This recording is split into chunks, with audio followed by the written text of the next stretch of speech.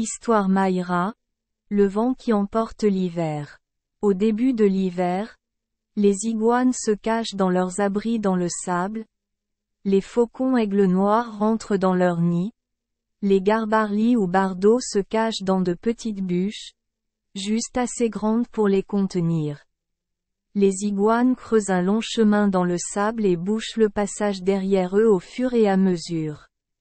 Ils restent tous dans leur maison d'hiver jusqu'à ce que Mayra fasse disparaître l'hiver.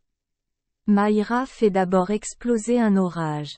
Quand les iguanes entendent le tonnerre, ils savent que le printemps n'est pas loin, alors ils commencent à faire un passage pour sortir, mais ils ne quittent pas leur maison d'hiver jusqu'à ce que le curé quinquin, où les oiseaux bouchés chantent toute la journée presque sans cesser, bourr, bourr, bourr, bourr.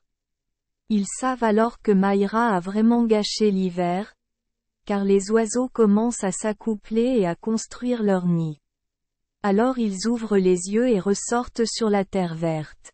Et quand les noirs entendent les curés quinquins chanter « bourr, bourr », ils savent qu'ils peuvent sortir et retrouver des iguanes, et les retrouver plus gros que lorsqu'ils étaient partis avec l'arrivée de l'hiver.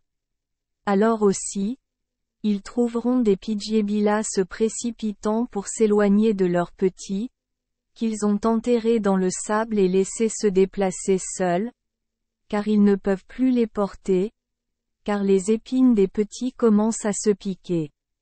Les dans leurs pochettes. Alors ils les laissent et s'enfuient en toute hâte, pour ne pas entendre leurs cris. Ils savent qu'ils les reverront plus tard, quand ils seront grands. Puis, tandis que Mayra souffle doucement, les fleurs s'ouvrent une à une et les abeilles ressortent pour récolter du miel.